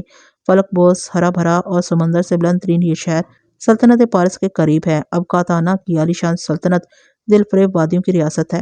اس کے مغرب میں کوہستان زگراس ہے، اس پر بھی جنات آباد ہو چکے ہیں۔ جنوب میں پارس کی سلطنت ہے، شمال میں کوہستان البرز اور مشرق میں دشت کو میری ہے۔ اس دشت میں غول ابلیس بسیرا کیے ہوئے ہیں۔ کوہستان البریز یہ وہ جگہ تو نہیں ہے جہاں ابلیس کے دشمن جنات رہتے ہیں؟ مجھے یاد آیا کہ صدیوں پہلے جب میں سرزمین مصر میں مبعوث کیا گیا تھا تو اس کوہستان کا باسی ایک جنزادہ مجھے ملا تھا۔ وہ جنات نہایت کمزور تھے، مگر اپنی بساط کے مطابق ابلیس کے ساتھ لڑتے جھگڑتے تھے۔ زوتاس نے میری بات سن کر کہا، ہاں، یہ وہی کوثار ہیں۔ اس نے بات جاری رکھی، ابقاتانہ پر آج کل ہوشنگ حکمران ہے، یہ کیومرس کا پوتا ہے۔ کیا کیومرس زندہ ہے؟ میں نے پوچھا۔ وہ مر چکا ہے، اس نے 700 برس عمر پائی تھی۔ اس کا ایک بیٹا تھا، بڑا نیک اور خلوت پسند۔ ایک روز وہ کوہستان دمانتو پر عبادت کر رہا تھا کہ ابلاق نے ایک بھاری پتھر اس کے سر پر مارا اور وہ بیچارہ قتل ہو گیا۔ کیومرس کو اس کا رنج ہوا، اس نے ایک بار پھر کوہ دمانتو کے جنات کو مار مار کر وہاں سے نکال دیا۔ کیا اس سے پہلے بھی کیومرس نے جنات کو مارا تھا؟ میں نے سوال کیا۔ جس طرح اللہ تعالیٰ نے محلیل کو سرکش جنات کو مسخ کرنے کا علم دیا تھا، اسی طرح کیومرس بھی اس دولت سے مالا مال تھا۔ اہل ابغستانہ دمانتو کے جنات سے عاجز آ چکے تھے۔ ایک روز کیومرس نے اعلان کیا کہ وہ سرکش جنات کا قلع کما کر دے گا۔ کیومرس بہت بہادر اور صاحب علم تھا، وہ کوہستان دمانتو پر چلا گیا۔ اس نے اپنی پوری بستی وہاں آباد کر لی۔ اس نے سرکش جنات سے کہا کہ اب اس کوہستان پر انسان آباد ہو گیا، لہٰذا وہ اپنی مہلوک کو لے کر چلا جائے، مگر ابلاق نے ایک نہ سنی اور اس نے کیومرس کی بھیڑیں مار ڈالی۔ کیومرس کو آگ جلانے کا فن آتا تھا، یہ اس نے اپنے باپ کے باپ یافس بن نوح سے سیکھا تھا۔ اس کے پاس چکماق بھی تھا اور دھات سے بنے تیز دھار خنجر بھی۔ اس نے دمانتو کے جنات کو قابو کر کے مارنا شروع کیا تو ابلاق نے کیومرس کے خاندان کے بچوں کو مار ڈالا اور ان کے جانوروں کو بیماریاں لگا دی، لیکن کیومرس بھی ایک دانا اور جری قلب جوان تھا، اس نے ابلاق کو بھگا دیا۔ کیومرس نے جن سرکش جنات کو اپنے قابو میں کیا تھا، اس نے ان کی مدد سے ابقاتانہ کی ایک 7 پردوں والی فصیل تیار کرائی اور اس کے اندر شہر بسایا۔ ابقاتانہ کی ہر فصیل کا رنگ جدا تھا۔ پہلی فصیل اگر سفید پتھروں سے بنائی گئی تھی تو دوسری سیاہ پتھروں سے، تیسری سرنے پتھروں سے اور چوتھی سرخی مائل پتھروں سے۔ 7 فصیلیں تیار کرانے کے بعد کیومرس نے قیدی جنات کو مار ڈالا۔ پھر ایک روز جب کیومرس دوسرے شہر گیا ہوا تھا، ابلاق کوہ دمانتو کیا اور اس نے سیامک کو مار ڈالا۔ کیمرس نے واپس آ کر ابلاغ کو بہت تلاش کیا، وہ بابل میں ہی آ کر رہنے لگا تھا۔ یہاں آ کر اس نے ابلیس سے دوستی کر لی، اس نے طاقت کے ساتھ ذہانت اور شاطرانہ طریقوں کو بھی سیکھ لیا۔ اس نے کوہ ابو قبیس کے جنات میں تفرقہ پیدا کرنے کے لیے اپنے جنات کو یہاں اور وہاں پھیلا دیا۔ نہاما، افسوس کہ تو غافل ہی رہا، تو یہ جان ہی نہ سکا کہ جنات کے قبائل میں کیا کیا یورشیں پیدا ہو رہی ہیں اور اس کے پیچھے کون ہے۔ ابلیس ایک بڑی چال چل گیا۔ ہاما، تو اب جنات کو بچانے کی فکر کر۔ زوتاس کی باتوں نے مجھے ادھیڑ کر رکھ دیا، مجھ پر اپنے قبائل کی ذمہ داری بھی تھی جسے میں ادا نہیں کر پا رہا تھا۔ میں پشیمان و خلجاں ہو کر سوچنے لگا کہ اب مجھے کیا کرنا ہوگا۔ اسی اسنا میں زوتاس نے مجھے جھنجھوڑ کر ایک ایسی بات بتائی کہ میں ہکا بکا ہو کر اس کا منہ دیکھنے لگا۔ زوتاس کے چہرے پر میری نظریں گڑ سی گئی تھی، میرا ذہن یک لخت خالی سا ہو گیا اور میری آنکھیں جیسے بے یقینی اور شک سے آلودہ ہو گئی تھیں۔ زوتاس کی بات میرے لیے سورہ اسرافیل سے کم نہیں تھی۔ زوتاس، کیا یہ سچ ہے کہ تمہاری طاقت ابلاغ کا کچھ نہیں بگاڑ سکتی؟ نہیں، میں نہیں مان سکتا کہ اس کائنات میں پھیلی ابلیسی اور طاغوتی طاقتوں میں اتنی ہمت ہے۔ زوتاس، میں نے تمہاری طاقت کو خود نہ دیکھا ہوتا تو شاید یہ یقین کر لیتا کہ ابلاغ وہ واحد قوت ہے جو تمہارے وجود کو دیکھ سکتا ہے۔ میں نے اپنا سر جھٹک کر بولا۔ میرے ذہن میں زوتاس کی پراسرار ہستی کے نقوش ابھر آئے۔ میں اسے صدیوں سے جانتا تھا، بس میرا دل یہ یقین کرنے پر تیار نہیں تھا کہ میری زوتاس کسی کے سامنے کمزور بھی پڑ سکتی ہے۔ ہاں، یہ سچ ہے، بالکل اس روشن ستارے کی طرح جو تاریک آسمان پر طلوع ہو کر اپنے معبود کی تسبیح کرتا ہے۔ دجلہ کے پانیوں کی حقیقت کی طرح شفاف ہے اور اس پہاڑ کی طرح ٹھوس بات ہے۔ میں ابلاغ پر حاوی نہیں ہو سکتی، زوتاس نے متش لہجے میں کہا تو اس کے پورے بدن پر لرزہ طاری ہو گیا۔ وہ خوف سے چھوئی موئی پودے کی طرح اپنی پنکھڑیوں میں سکڑنے لگی۔ اس لمحے مجھے ایک عام سی حاکی دوشیزاؤں کی طرح لگی جن کی شرماہٹ اور نازکی سے پوری کائنات جھوم اٹھتی ہے اور جن کی معصومیت اور سادگی و ملاحت کی حسرت جن آزادیاں کرتی ہیں جو خوف کے عالم میں سانسیں دبا کر اپنی عصمت کی قبا میں چھپ جاتی ہیں۔ زوتاس، تم گھبرا کیوں رہی ہو؟ کیا تمہیں ابلاغ کا خوف ہے؟ میں نے اس کی تسلی کے لیے پوچھا۔ اے میرے ہاما، ابلاغ ایک خطرناک صفاق اور علوم طاغوت کا رسیا ایسا ماہر افریت ہے جس کے آگے بڑے بڑے علوم کے ماہروں کے چراغ نہیں چلتے۔ زوتاس کی بات سن کر میں لچ گیا اور کہا، زوتاس، تم کیا کہنا چاہتی ہو؟ تم نے کہا کہ ابلاغ اس وقت مواد کی قید میں ہے۔ اس کا مطلب یہ ہوا کہ مواد ابلاغ سے بھی زیادہ طاقتور ہے، لیکن اگر مواد اتنا طاقتور ہے تو پھر وہ احقاف سے بھاگ کیوں گیا تھا؟ وہ جنات کو مار کیوں نہیں دیتا؟ جہاں تک میں جانتا ہوں میری زوتاس جنات سے زیادہ افضل اور طاقتور ہستی ہے۔ اگر زوتاس کسی کے سامنے کمزور ہوگی تو پھر جنات میں اتنی طاقت کہاں؟ میں نے زوتاس کی بات کو رد کر دیا اور پوچھا، زوتاس، مجھے اس قدر نہ الجھاؤ اور حقیقت بتاؤ کہ اصل وجہ کیا ہے، کیونکہ میں تمہیں بے بس نہیں پاتا۔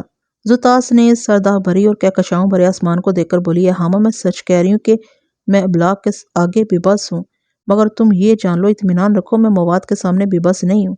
یہ کیا ہوا زوتاس؟ میں نے کہا، اگر ابلاغ تم پر حاوی ہے تو جو ابلاغ پر مسلط ہوگا تم اس سے مبرہ کیسے ہو سکتی ہو؟ یہ بھی ایک حقیقت ہے میرے عزیز۔ اگر تم کچھ دیر کے لیے خاموش ہو جاؤ تو میں تمہیں سمجھا دیتی ہوں کہ وہ کیسی مجبوریاں ہیں جنہوں نے مجھ سے میری ہمت و طاقت چھین لی ہے۔ یہ کہہ کر زوتاس کچھ دیر کے لیے رکی، پھر میری آنکھوں میں اپنی آنکھیں جما کر بولی، تم زوتاس کے بھید نہیں جانتے ہاما۔ تمہاری زوتاس تمہارے لیے ایک پراسرار ہستی ہے۔ تم سوچتے تو ہوگے کہ کیا کوئی مخلوق ایسی بھی ہے جو جنات سے بھی مخفی ہے، مگر اے میرے ہاما، رب ذوالجلال نے کتنی دنیا کو آباد کیا اور ان دنیاؤں کی مخلوقات کہاں رہتی ہیں؟ وہ کیا کھاتی ہیں؟ ان کے ذمے رب کائنات نے کیا کیا ذمہ داریاں لگائی ہیں ہاما؟ یہ رب کائنات کی حکمتیں ہیں جنہیں وہ دکھانا چاہتا ہے۔ وہ اپنی قدرت سے علم عطا کرتا ہے اور ایسی بصیرت عطا کرتا ہے جس کے ذریعے ہم اس مخلوق کو دنیا کو دیکھ سکتے ہیں۔ بس ہے ہاما، میں بھی عقل سے ماورا ایک مخلوق ہوں جو تم جیسی ہے، انسانوں جیسی ہے، لیکن تم اس کا شعور نہیں ہے۔ میں تمہیں اپنی دنیاؤں اور اپنے وجود کی حقیقت سے فی الحال آگاہ نہیں کروں گی۔ ہاں، تمہاری یہ الجھن دور کرنے کے لیے بتا رہی ہوں کہ ابلاغ مجھ پر حاوی کیوں ہو گیا تھا۔ تو سنو میرے عزیز، ابلاغ قہر زدہ جن زادہ ہے، کوہ دماندو پر اس کی دہشت سے لرزہ طاری رہتا ہے۔ اس نے اپنے قبیلے کو اپنی حدود میں بند کر کے رکھا۔ وہ نہیں چاہتا تھا کہ اس کے قبیلے کا کوئی فرد جنات کے دوسرے قبائل میں جائے اور مارا جائے۔ اس کے باوجود کوہل برز کے جنات سے اس کی دشمنی چلتی تھی۔ میں نے تمہیں بتایا ہے کہ ابلاغ نے ہزاروں جنزادیوں سے شادیاں کی، اس کی اولاد کتنی ہے وہ خود بھی نہیں جانتا۔ ابلاغ ایک غضبناک درندہ صفت اور ہوس کی جنزادہ ہے۔ ایک روز وہ بابل کی خوبصورت لڑکی پلوشا پر فدا ہو گیا۔ میرے ہاما، وہ یکتا تھی۔ میں کبھی کبھی اس کا حسن و روپ چرا کر تم سے بھی ملنے آتی تھی۔ یہ روپ میرا نہیں بلکہ یہ مادی پیرہن ہے جو میری روح نے اڑا ہوا ہے۔ پلوشا ینو کے چشمے کے پانیوں کی طرح شفاف، ریشم کی طرح نازک، کہکشاؤں کی طرح روشن تھی۔ اس کا حسن دل گرفت تھا۔ ابلاغ نے اسے دیکھا، اسے شادی کا تقاضا کرنے لگا، لیکن پلوشا اس کے دام میں نہیں آئی۔ اس ظالم نے اس پر جبر کیا اور اپنی طاغوتی طاقتوں سے اس نازک پھول کی پنکھڑیاں بکھیر کر رکھ دی۔ وہ پھول سی لڑکی مرچھا گئی۔ مجھے اس کا رنج ہوا اور میں زندگی میں پہلی بار غضبناک ہو گئی۔ مجھ سے پلوشا کی حالت دیکھی نہیں جاتی تھی، بس میں ظاہر ہو گئی ابلاغ پر، اسے للکار دیا، میرے ہاما، میرا جس مخلوق سے تعلق ہے اس کے قوانین بے انتہا سخت ہیں۔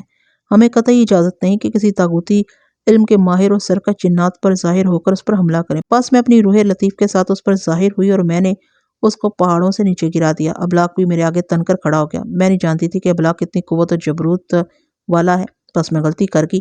ابلاغ نے بہت جلد مجھے قابو کر لیا۔ اس سے قبل کہ وہ مجھے مار ڈالتا، اس نے مجھ سے میری حقیقت دریافت کی۔ اسے جب میرے بارے میں معلوم ہوا تو اس نے مجھے مارنے کی بجائے مجھے زندہ چھوڑ دیا، مگر مشروط طور پر۔ اس نے مجھ سے میرا ایک راز گروی رکھ لیا۔ یہ راز علم کی ایک گتھی ہے، اسے پڑھتا ہے تو میں بے بس ہو جاتی ہوں۔ جہاں بھی ہوتی ہوں علم کے سٹور سے مجبور ہو کر کھنچی چلی آتی ہوں۔ آج بھی میں ابلاغ کے بلاوے پر آئی ہوں۔ مجھے نہیں معلوم اس نے مجھے کیوں بلایا، بس میں اتنا جانتی ہوں کہ مجھے یہاں بلانے کے بعد خود کہیں غائب ہو گیا۔ میرے ہاما، مجھے یقین ہے کہ ابلاغ تمہیں دیکھ کر چھپ گیا ہوگا، اس لیے تو مواد کی بو پر ایک دم انکا ہو گئی اور تم لاچار ہو کر اس پہاڑ پر آ کر بیٹھ گئی۔ وہی لمحات جب میں ابلاغ کی گرفت سے نکلی تھی۔ بس اے میرے ہاما، تو جلدی سے ابلاغ کو ختم کرنے کے لیے اپنے قدم آگے بڑھا، لیکن یہ جان لے کہ ابلاغ علم و گیان میں دو بادشاہ ہے۔ وہ فونت ہے، مواد اس کے سر پر مسلط ہے۔ ہاما، میں نے تجھے بابل کی بدلی ہوئی فضاؤں اور اس میں چھپے دشمنوں سے آگاہ کر دیا۔ اب تجھے کیا کرنا ہے تو اپنا فیصلہ مجھے سنا دے۔ زوتاس خاموش ہو گئی۔ فکر مندی کے بادل اس کے روشن چہرے پر تاریکیاں ڈال رہے تھے۔ میں نے کہا، زوتاس، کیا تجھے اپنے ہاما کی طاقتوں پر بھروسہ نہیں ہے؟ کیا تو نہیں جانتی کہ طاغوت کا چراغ حق و نور کے اجالوں کے سامنے ماند پڑ جاتا ہے اور ایک ہی پھونک سے بجھ جاتا ہے؟ اے میری زوتاس، ہم صدیوں سے انسانی تاریخ کو پڑھتے آ رہے ہیں۔ ہمارا تجربہ اور مشاہدہ ہمیں حق پر ثابت قدم رہنے کی تلقین کرتا ہے۔ ہم نے آج تک حق کو جھکتے اور ہارتے نہیں دیکھا۔ بس تو یہ جان لے زوتاس کہ ہم حق پر ہیں، تو ہمیں ابلاغ اس کے آقا کبھی شکست نہیں دے سکتے۔ میری باتوں نے زوتاس کی ٹھارس بندھائی۔ وہ خاصی دیر تک میرے پاس رہی۔ میں نے اسے جانے کے لیے کہا تو وہ بولی، میں چلی جاتی ہوں، اگرچہ میرا دل نہیں چاہتا، مگر جب تک ابلاغ مر نہیں جاتا میں یہاں دوبارہ نہیں آ سکتی۔ زوتاس مغموم چہرہ لیے مجھ سے رخصت ہو گئی۔ یہ میرا پہلا معرکہ تھا جس دوران مجھے زوتاس کے معجزہ بن کر آنے کی امید نہیں تھی۔ زوتاس کے جانے کے بعد میں اس سرخ پتھر پر دوبارہ بیٹھ کر اپنے گرد حصار قائم کر لیا۔ میں مکمل یکسوئی سے آوازیں بلند برد کرنے لگا۔ میری آواز کو حصاروں پر گردش کرنے لگی اور جو میری آواز اونچی ہونے لگی مجھے احساس ہوا کہ بابل کی فضاؤں پر طاری طاغوت کے پردے تارے عنکبوت کی طرح ٹوٹ رہے ہیں اور ہواؤں کی مہلوک ظاہر ہونے لگی ہے۔ میں نے ورد پڑھنا ترک نہ کیا بلکہ اسے اور تیز کر دیا۔ کچھ ہی دیر بعد ساری ہوائی مہلوک مجھ پر آشکار ہو گئی۔ اس کے ساتھ ہی مواد کی ناگوار بو میری حسیات کو چھونے لگی اور مجھے جلد معلوم ہو گیا کہ مواد اس وقت یہیں کہیں موجود ہے۔ میں نے اس کے مقام کا تعین کیا اور اللہ کا نام لے کر حصار سے باہر نکل آیا۔ میں جو ہی حصار سے نکلا، غول ابلیس ہاتھوں میں کوہستانی ہڈیاں پکڑے ہوئے پہاڑ پر پھیلے ہوئے نظر آئے۔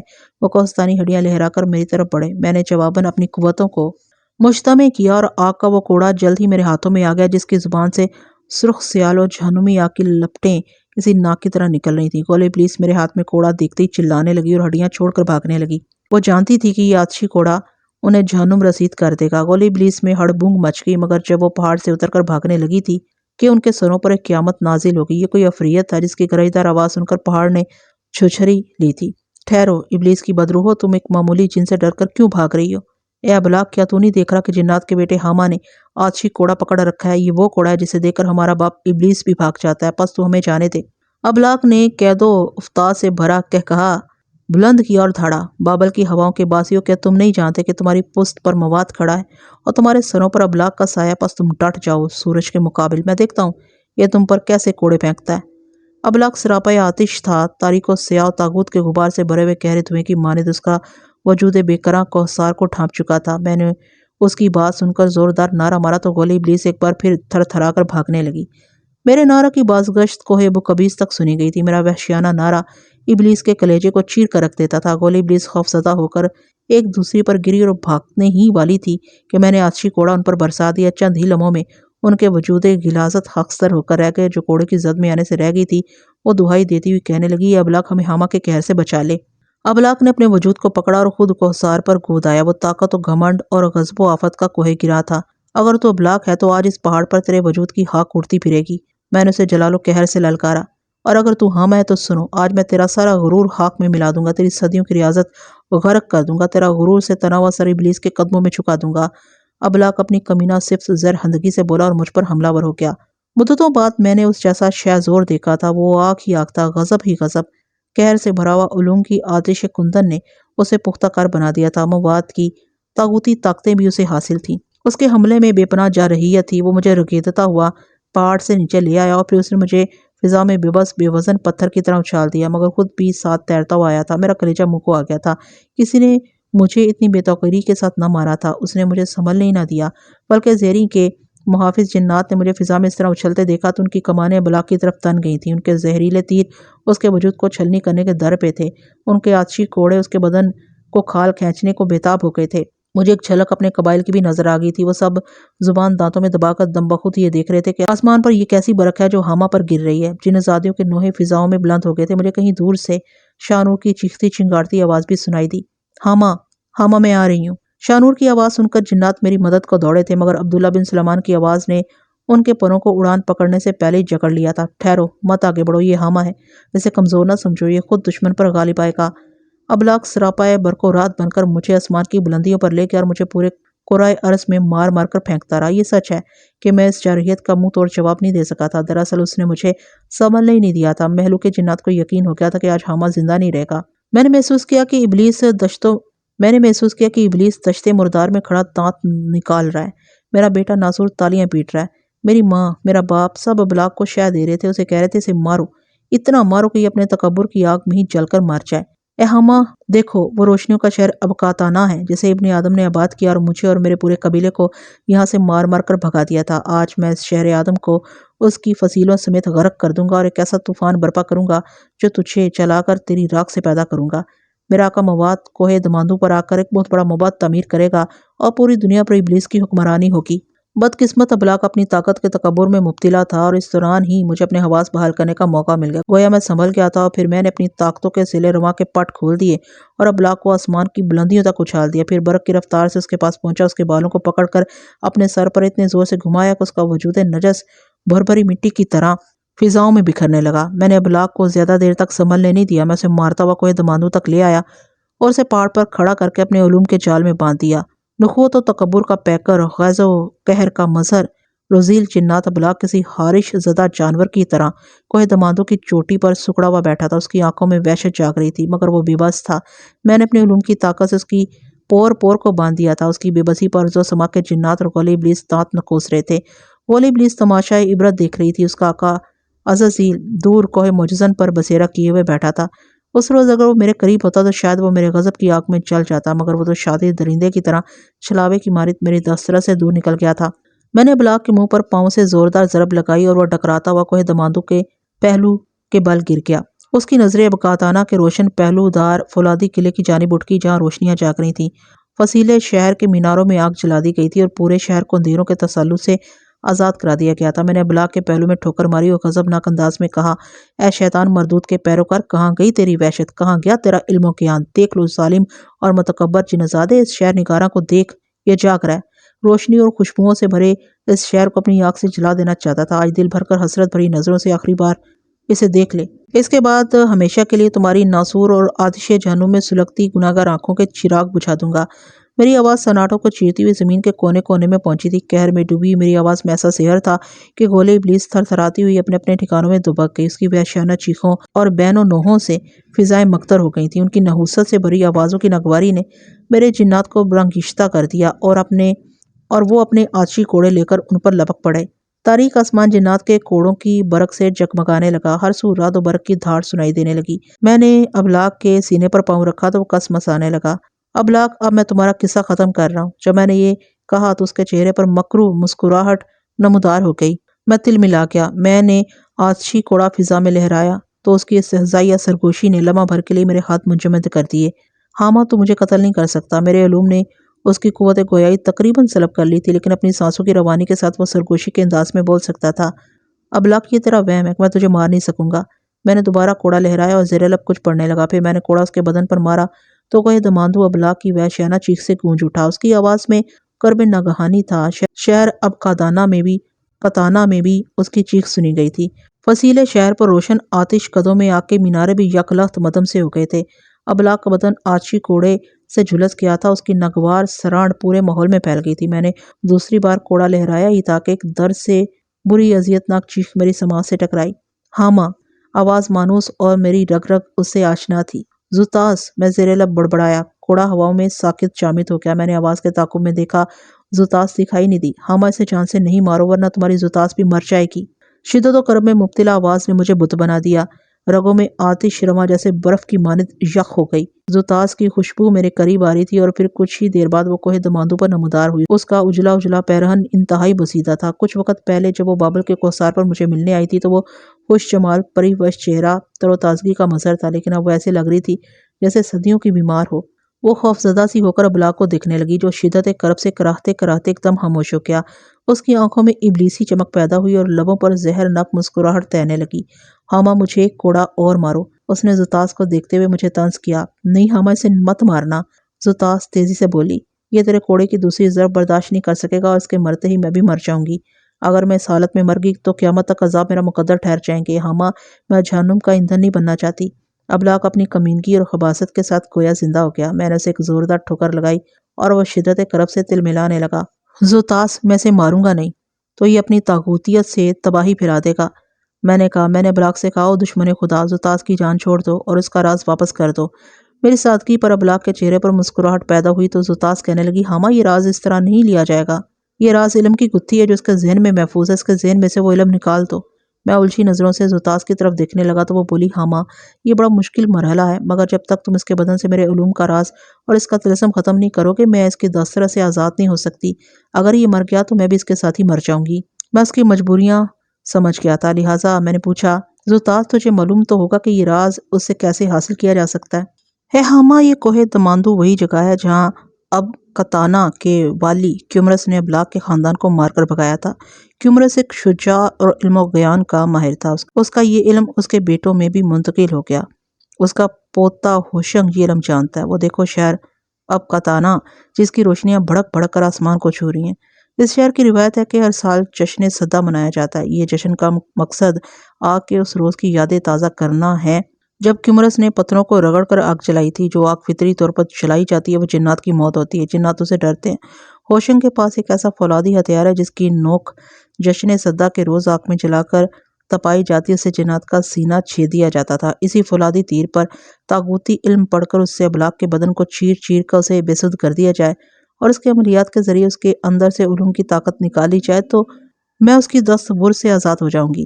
زوتاس کی باتیں سن کر میں پریشان ہو گیا۔ میں نے اسے کہا کہ زوتاس، یہ تو مشرکانہ قائد ہے، میں ان پر عمل نہیں کروں گا۔ میری بات سن کر زوتاس کا چہرہ اتر گیا۔ وہ مہین آواز میں بولی، ہاما، اس جشن کا مقصد آگ کے اس روز کی یادیں تازہ کرنا جب کیومرس نے پتھروں کو رگڑ کر آگ جلائی تھی۔ جو آگ فطری طور پر جلائی جاتی ہے جنات اسے ڈرتے ہیں۔ ہوشنگ کے پاس ایک ایسا فولادی ہتھیار ہے جس کی نوک جشن صدہ کے روز آگ میں جلا کر تپائی جاتی، اس سے جنات کا سینہ چھید دیا جاتا تھا۔ اسی فولادی تیر پر طاغوتی علم پڑھ کر اسے ابلاغ کے بدن کو چیر چیر کر اسے بے سدھ کر دیا جائے اور اس کے عملیات کے ذریعے اس کے اندر سے علوم کی طاقت نکالی جائے تو میں اس کی دست برد سے آزاد ہو جاؤں گی۔ زوتاس کی باتیں سن کر میں پریشان ہو گیا۔ میں نے اسے کہا کہ زوتاس، یہ تو مشرکانہ قائد ہے، میں ان پر عمل نہیں کروں گا۔ میری بات سن کر زوتاس کا چہرہ اتر گیا۔ وہ مہین آواز میں بولی، ہاما، کیا تم نہیں چاہتے کہ میں دوبارہ زندہ ہو جاؤں، آزاد ہو کر تمہارے پاس آیا کروں؟ ہاما، میں بہت اذیت میں ہوں۔ میں اس روشن ستارے کی مانند ہوں جو اب اندھیروں میں کھو رہا ہے۔ خدا کے واسطے مجھے بچا لو۔ زوتاس ایک دم اپنا سینہ تھام کر کوہ دماندو پر گر گئی۔ میں اس کی جانب لپکا۔ ابلاغ نے وحشت ناک قہقہا بلند کیا۔ مجھے یوں لگا جیسے اس کی آواز کھل گئی ہو، میری اسیری طاقتوں کی گرہیں کمزور ہو گئی ہوں۔ میں نے اس کی جانب دیکھا تو اس کے تیور ہی بدلے ہوئے تھے۔ اس لمحے زوتاس کی کانپتی ہوئی آواز گونجی، ہاما، ابلاغ ہوش میں آ رہا ہے۔ اس نے جان لیا کہ میں اس کی دست برد سے آزاد ہونے والی ہوں۔ اس نے اپنے علم کے زور پر کھینچ ماری ہے۔ لگتا ہے میرے دل کو اس نے اپنے قابو میں کر لیا۔ یہ کہہ کر زوتاس ماہی بیاب کی طرح تڑپنے لگی اور میں ہیجان و کرب میں مبتلا ہو کر پریشانی سے سوچنے لگا کہ مجھے کیا کرنا ہوگا۔ مجھے کچھ اور سمجھ نہ آیا تو میں نے ابلاغ کو پیٹنا شروع کر دیا اور مار مار کر اسے نڈھال کر دیا۔ مجھ پر وحشت طاری ہو گئی تھی۔ اس دوران مجھے احساس ہوا کہ میں جنات کی فطری رونت اور انا کی غضبناکی کا اسیر ہو گیا ہوں۔ انسانوں میں رہتے ہوئے میں نے جو عقل سیکھی تھی اسے بھول گیا ہوں۔ اس احساس کے ساتھ ہی میں نے ہاتھ روک لیے اور میں نے اپنے علوم کے ذریعے ابلاغ کو ایک بار پھر قابو کرنے کے لیے خود کو تیار کیا۔ میں نے ابلاغ کے گرد حصار کھڑا کر دیا، پھر زوتاس کے پاس پہنچا جو ابھی تک تڑپ رہی تھی۔ میں نے اس کے گرد بھی حصار باندھ دیا اور دونوں سے 4 قدم دور بیٹھ کر ایک علم کی جوت جگانے لگا۔ میں کچھ دیر تک خاموشی سے زیر لب پڑھتا رہا، پھر میری آواز کے پر نکلنے لگے اور پراسرار علوم کی طاقتیں پرواز کر کے ابلاغ کے حصار میں داخل ہو گئی، اس کا بدن چاٹنے لگی۔ میری طاقتیں اس کے بدن میں خندقیں کھود کھود کر داخل ہونے لگی اور کچھ ہی دیر بعد وہ کسمسا کر اٹھ بیٹھا۔ میں نے اسے علوم کی طاقت سے باندھ دیا، اس کی آنکھوں اور کانوں پر پہرے بٹھا دیے۔ ابلاغ کی اندرونی کیفیات کو اپنے قابو میں کرتے ہی میں نے زوتاس کی طرف پھونک ماری تو اس کے حصار کے پاس نیلا دھواں پیدا ہو گیا۔ دھوئیں میں جگنوؤں کی مانند روشنیاں تیر رہی تھی جو زوتاس کے اوپر رقص کر رہی تھی۔ زوتاس، اپنا سر اٹھاؤ۔ اس نے نکاہت کے مارے سر اٹھایا تو چھوٹی چھوٹی جگنوما روشنی اس کی آنکھوں میں داخل ہونے لگی۔ اس کے چہرے کی تر و تازگی بتدریج بڑھنے لگی۔ میں صدیوں کی طویل مسافتیں طے کر چکا تھا اور کبھی نہیں سوچا تھا کہ اللہ تعالیٰ نے مجھے علوم کے جن خزانوں سے فیضیاب کیا ہے میں انہیں خرچ کروں گا تو رب جلال و قہار مجھے اپنی بے پناہ نوازشوں سے بہرہ مند کرے گا۔ میں دیکھ رہا تھا کہ ارض و سما کے جنات کوہ جرموک میں اپنی حفاظتوں میں مستغرق عزیلہ شریدہ سرباغی و سرکش لعین اولاد کے ساتھ میرا باپ، میرا بیٹا ناصر اور میری ماں سبھی یہ تماشا حیرت دیکھ رہے ہوں گے۔ افلاک کی وسعتوں میں تیرتی محلوق ارض و پاتال میں بسیرا کی ہوئی دنیائیں بھی یہ نظارے دیکھ رہی تھی۔ میں محسوس کر رہا تھا کہ فضاؤں میں ایک ساز فطرت گونج رہا ہے اور جن ازادیہ شانور جن کی صف میں نمایاں تھی میرے علوم کی کرشمہ سازی اور ان کے ظاہری اثرات دیکھ کر گیت گا رہی تھی۔ میں اپنی اس کامیابی پر خدا کے حضور سجدہ ریز ہو گیا کہ اس نے اپنے گناہگار جنزادے کو علم و حکمت سے نواز دیا تھا۔ میں نے سجدے سے سر اٹھایا تو پوری کائنات کو سرشار پایا۔ زوتاس متبسم انداز میں حصار میں کھڑی تھی۔ ہاں ماں، ہاں ماں۔ اس کی آنکھوں میں تشکر کے آنسو تھے۔ میں نے ابلاغ کی جانب دیکھا، اس کے کان اور آنکھیں بند ہیں، وہ حصار میں مردہ جانور کی طرح گرا پڑا ہانپ رہا ہے۔ میں نے زوتاس کا ہاتھ تھام کر اسے حصار سے نکالا۔ زوتاس، تجھے میری مہلوک دیکھ رہی ہوگی۔ وہ بولی، میں صرف تمہیں اور ابلاغ کو نظر آ رہی ہوں، تمہاری مہلوک میں سے کسی کو یہ قوت حاصل نہیں کہ مجھے دیکھ سکے۔ اسی لمحہ مجھے محسوس ہوا کہ کوہ دماندو کی گزرگاہ پر بڑے الاؤ جلائے جا رہے ہیں۔ میں نے زوتاس کی توجہ اس طرف کرائی تو وہ پلک جھپکتے میں غائب ہو گئی اور پھر دوسرے ہی لمحے میرے پاس آ گئی اور کہا، ہاں ماں، ہوشنگ اپنے لشکر کے ساتھ آ رہا، اسے معلوم ہو گیا کہ تم نے ابلاغ کو قید کر لیا ہے۔ کچھ ہی دیر بعد ہوشنگ اس جگہ پر آ گیا جہاں ہم کھڑے تھے۔ ہوشنگ کے علاوہ اس کے چند مصاحبین ہی ہمیں دیکھ رہے تھے۔ ان کے ہاتھوں میں آگ کے بڑے بڑے تھال تھے۔ اے عظیم جنازادے، تم نے ہم پر احسان عظیم کیا۔ ہم برسوں سے ابلاغ کی تلاش میں تھے۔ آج جب کوہ دماندو پر اس کی ہچکیاں سنی اور فضا میں گونجتے تمہاری فتح کے ترانے سنے تو ہمارا دل وفور مسرت سے نہال ہو گیا۔ ہوشنگ کے سر پر ہیروں سے مزین ایک بڑا سا تاج تھا۔ اس کا سینہ چوڑا اور بھرا ہوا تھا۔ پیشانی پر عجیب سا آفتابی نشان تھا جو رات میں چمک رہا تھا۔ اس کی آنکھیں گہری اور جگر پاش تھی۔ وہ ابلاغ کے پاس پہنچا اور بولا، اے عظیم حامہ، تو اس کا حصار ختم کر دے تاکہ ہم اپنے ازلی دشمن کو نیست و نابود کر دیں۔ میں نے کہا، اے شہر ابقتانہ کے وارث عظیم کیومرس کے فرزند، کچھ دیر کے لیے ٹھہر جا۔ اسے بھی قتل نہیں کرنا، اس کے قبضے میں میری ایک عظیم ہستی کا راز ہے۔ اچھا ہوا تم خود خبر پا کر یہاں آ گئے، ورنہ میں کچھ دیر میں تمہارے پاس آنے والا تھا۔ اے حامہ، کہیں تمہارے دل میں اس کے لیے رحم تو نہیں آ گیا؟ کیا تم اس کے قتل میں دیر کیوں کرنا چاہتے ہو؟ ہوشنگ کے ماتھے پر بل پڑ گئے۔ اے ہمارے آقائے پیشتاد، ہوشنگ کا ایک مصاحب آقا تھا لے کر آگے بڑھا اور بولا، میں دیکھ رہا ہوں کہ ابلاغ کے اندر ایک نورانی علم کی گتھی ہے جو اس کے ذہن میں محفوظ ہے۔ میرا خیال ہے کہ حامہ اس علم کو حاصل کرنا چاہتا ہے۔ ہوشنگ کا مصاحب ایک نظر بھی صاحب علم انسان تھا۔ میں نے کہا، عظیم ہوشنگ کے مصاحب کا اندازہ درست ہے۔ میں نے ابھی اشارہ کیا تھا کہ ابلاغ نے میری ایک عظیم ہستی کو یرغمال بنایا ہے۔ اس نے میری عزیز ہستی کا ایک راز اپنے ذہن میں دفن کر لیا۔ اگر اس کو قتل کرنے سے پہلے وہ راز حاصل نہ کیا گیا تو میں اپنی اس عزیز ہستی سے محروم ہو جاؤں گا۔ ہوشنگ بولا، تو پھر ہم اس وقت تک اس صفا کو مہلت دیتے ہیں، پس تم ہمیں بتا دو کہ اس سے یہ راز کیسے حاصل کرنا ہے۔ میں نے اسے بتایا تو وہ قہقہا مار کر بولا، ہاں میں یہ طریقہ ضرور اختیار کروں گا، آؤ اسے ابقتانہ لے کر چلتے ہیں۔ کل رات کو جشن سدہ منایا جا رہا ہے، تمہیں زیادہ دیر تک انتظار نہیں کرنا پڑے گا۔ میں نے ابلاغ کو اٹھایا اور ہوشنگ کے ساتھ ابقتانہ چلے گئے۔ یہ شہر انتہائی کشادہ تھا، لکڑی اور پتھروں سے بلند و بالا عمارتیں تعمیر کی گئی تھی۔ شہر میں جب داخل ہوئے ایک عجیب صورتحال پیش آئی۔ میں نے ایک بھاری بھرکم جانور دیکھا جو کسی انسان کا سدایا ہوا تھا۔ ہم جو ہی ہوشنگ میں داخل ہونے لگے وہ جانور گراتا ہوا ہوشنگ کی طرف آیا، مگر پھر ایک دم فضا کو سونگھنے لگا۔ اسی دوران اس جیسے 4 جانور مزید اندر داخل ہوئے اور وہ بھی فضا کو سونگھنے لگے۔ میں نے یہ جانور پہلی بار دیکھے تھے۔ تنومند، طویل القامت تھے، ان کی آنکھیں تاغوتی تھی اور سرخ زبان منہ سے نکالے وہ فضا میں کچھ دیکھنے کی کوشش کر رہے تھے۔ پھر دوسرے ہی لمحے ہماری طرف بڑھے۔ میں بے اختیار ہو کر پیچھے ہٹا تو وہ جانور لپک لپک کر مجھ پر حملہ کرنے لگے۔ میں فوراً زمین سے اٹھ کر فضا میں بلند ہو گیا تو وہ جانور اچھل اچھل کر فضا میں چھلانگیں لگانے لگے۔ یہ منظر دیکھ کر ہوشنگ بہت محظوظ ہوا اور قہقہا مار کر بولا، اے حامہ، کیا تو نہیں جانتا یہ جانور کون ہے؟ میں نے کہا، اگر میں جانتا ہوتا تو اس کی بے تابی ختم کر دیتا۔ ہوشنگ نے کہا، میرے باپ کیومرس، اس کے آباء و اجداد سے یہ جانور ہم تک پہنچا ہے، اسے سگ کہا جاتا ہے۔ اللہ تعالیٰ نے اس جانور کو خصوصیت دی ہے کہ یہ جنات اور شریری ہوائی محلوقات کو دیکھ لیتا ہے۔ میں اس کی بات سن کر اللہ کی شان پر آشش کر اٹھا۔ سنو اے میرے ہمدم، یہ سگ جسے تم کتے کے نام سے پکارتے، اس کو یہ قوت حاصل ہے کہ ہوائی محلوقات کو دیکھ کر بھونکنے لگتا ہے۔ ہوشنگ کہہ رہا تھا، اے میرے حبیب، شہر ابقتانہ میں سنگ بردار دستہ زوال وقت کے ساتھ ہی سرکردہ نظر آتا ہے۔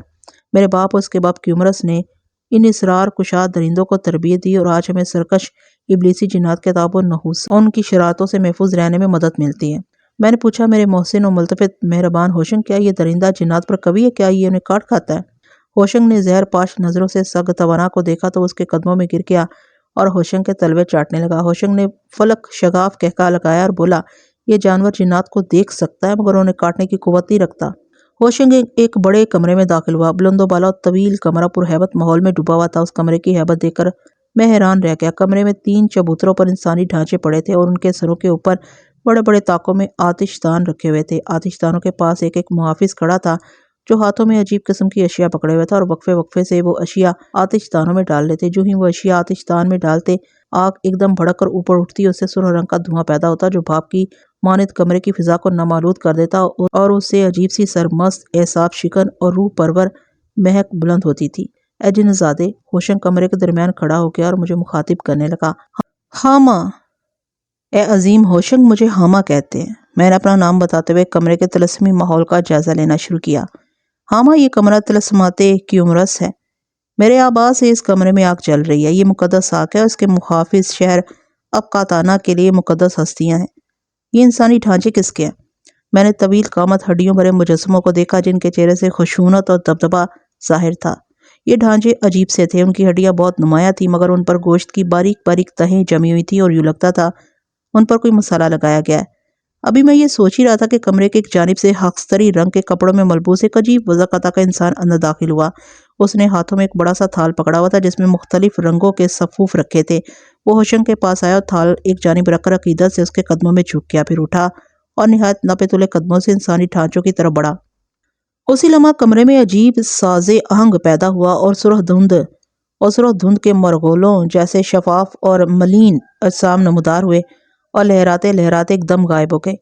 اس دوران وہ شخص انسانی ڈھانچوں کے پاس پہنچا اور تھال ایک بڑے چبوترے کے پاس رکھا اور ایک ڈھانچے کے قدموں میں سر رکھ کر بڑبڑانے لگا، پھر عقیدت کے ساتھ اس کے قدم چوم کر اٹھا اور تھال میں سے رنگ آمیز صفوف اس ڈھانچے کے بدن پر ملنے لگا۔ اس نے یہ عمل باقی چبوتروں پر رکھے ڈھانچوں پر بھی کیا اور اس کے بعد فارغ ہونے کے بعد اسی طرح نپے تلے قدموں سے چلتا ہوا کمرے سے باہر نکل گیا۔ کمرے کی فضا میں اب مہک اور بڑھ گئی تھی۔ ہوشنگ نے ابھی میرے سوال کا جواب نہیں دیا تھا۔ وہ بھی ان ڈھانچوں کی طرف بڑھا اور اس نے بھی عقیدت کے ساتھ انہیں سجدہ کیا، پھر میرے پاس آ کر بولا، یہ انسانی ڈھانچے میرے آبا کے ہیں۔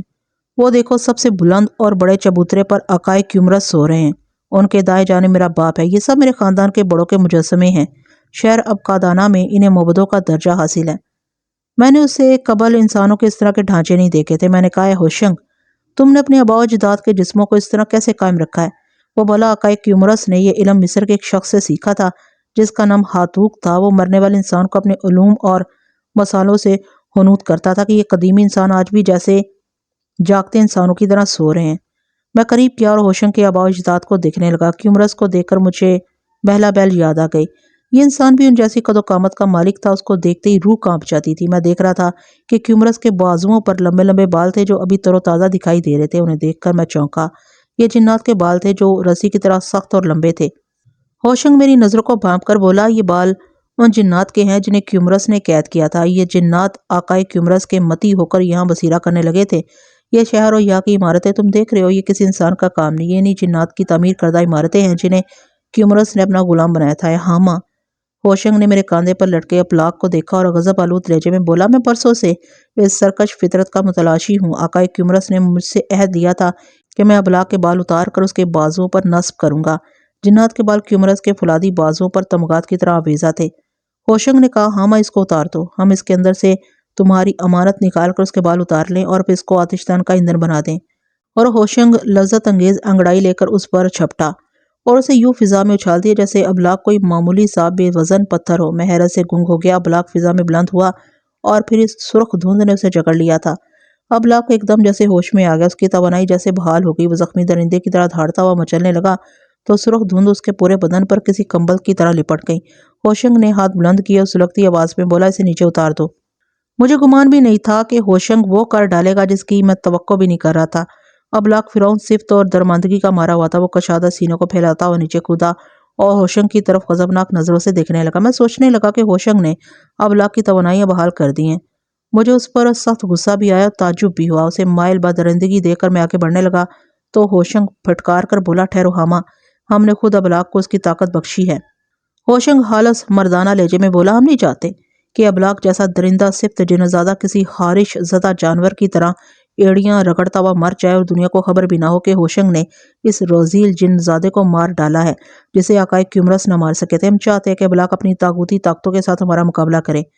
ابلاغ نے ہوشنگ کی بات سنی تو بلند کہا مار کر بولا، جس طرح تیرا باپ میرے غضب کو سہ نہ سکا اور جس طرح تیرا دادا کیومرث مجھے مارنے کی خسرت میں خود مر گیا، اور تو بھی اسی طرح مر جائے گا ہوشنگ۔ ابلاغ کی بے باکی اور دعوت مبارزت میں چٹانوں جیسی سختی اور بے خوفی تھی۔ میں اس کے لہجے سے ڈرا یا خوفزدہ نہیں ہوا تھا، مگر مجھے ایک فکر لاحق ہو گئی کہ اگر ابلاغ یہاں سے بھاگ گیا تو اس بار وہ زوتاس کو نہیں چھوڑے گا۔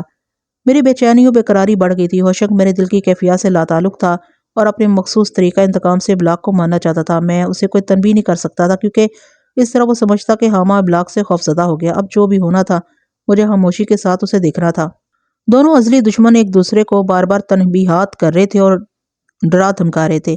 میں ایک طرف ہو گیا اور دیکھنے لگا کہ اس کا نتیجہ کیا نکلتا ہے۔ ابلاغ نے کچھ دیر بعد ہی راکو برق کسی تیزی سے ہوشنگ پر حملہ کر دیا، پھر دوسرے ہی لمحے وہ آتشی دھوئیں میں ڈھل کر ہوشنگ کے سر پر یوں معلق ہو گیا کہ ہوشنگ بھی لمحے کے لیے پریشان ہو گیا تھا۔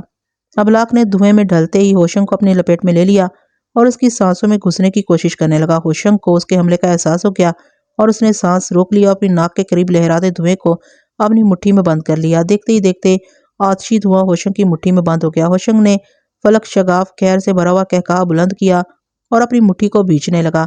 اسی لمحے میں نے دیکھا کہ آتشی دھواں غیر مرئی انداز میں ہوشنگ کی ہتھیلی سے سرک رہا ہے۔ جب ہوشنگ کا کہا ختم ہوا تو ابلاغ اپنے دھوئیں سمیت اس کی ہتھیلی سے خارج ہو چکا تھا، اور پھر وہ کمرے میں موجود سرخ دھند میں کچھ اس طرح جذب ہو گیا کہ میری نظروں سے بھی اوجھل ہو گیا۔ میں ہڑبڑا کر چلایا، ہوشنگ ہوشنگ! ابلاغ بھاگ گیا۔ ہوشنگ نے بے اختیاری سے مٹھی کھولی تو حیران ہو کر گرد و پیش میں دیکھنے لگا۔ اس کی یہ کیفیت دیکھ کر ابلاغ کمرے کے کونے سے کہا بلند کرتا ہوا کسی آفت زدہ پرندے کی طرح اڑتا ہوا ہوشنگ پر چھپٹا اور اسے رگیدتا ہوا آتش دانوں تک لے گیا۔ ابلاغ کا یہ وحشیانہ حملہ دیکھ کر میں سمجھا کہ ہوشنگ اب گیا، لیکن ادھر جو ہی ہوشنگ آتش دان کے پاس پہنچا اس نے ہاتھ بڑھا کر آتش دان کی آگ یوں چکلی جیسے ہاتھ ڈال کر چشمے سے پانی لیا جاتا ہے۔ ہوشنگ نے آگ ابلاغ کی طرف پھینک دی تو زوال شب کی طرح اس کی طاقتیں گہنا گئیں۔ وہ اپنی ہی آگ کے غضب میں جھلس گیا اور غضبناک ہو کر کمرے کے درمیان میں گرا تھا۔ اس کا پورا بدن کسی نادیدہ آگ میں جل رہا تھا۔ سرخ دھند اس کے سر پر اکٹھی ہو گئی اور اسی لمحے ایک عجیب و غریب صورتحال پیدا ہو گئی۔ دھند میں چھپے اجسام کثیف لہراتے ہوئے سرخوشی کے عالم میں ابلاغ کے گرد ناچنے لگے تھے۔ اجلے اور ریشمی پیرہن والی یہ مہلوک میرے لیے اجنبی تھی۔ اس کے باوجود ان نازک آبگینوں جیسی مہلوک سے مجھے مانوسیت کا احساس ہو رہا تھا۔ مجھے لگ رہا تھا جیسے میں اس مہلوک کو صدیوں سے جانتا ہوں۔ میں نے انہیں چھو کر دیکھا ہے، لیکن میرے ذہن پر خود فراموشی کی سی کیفیت تھی۔ ان کے جھومنے میں وارفتگی تھی اور ایک آہنگ سے ناچ رہی تھی۔ یہ مہلوک ریشم و کم خواب جیسی حساس تھی۔ ہوشنگ دبدبے کے عالم میں ابلاغ کے سر پر پہنچا اور اس نے ابلاغ کو پکارا تو اس کے لہجے میں دیوتاؤں جیسا چلال تھا۔ اے آقائے ہوشنگ، ہمیں اس روزیل پر ماتم کرنے دو، ہمیں آج خوشی کے ترانے گانے دو۔ سرخ دھند میں متحرک اجسام مناجت بھرے انداز میں بولے، ہاں تم جشن منا لو، جشن سدا تک تمہیں اجازت ہے۔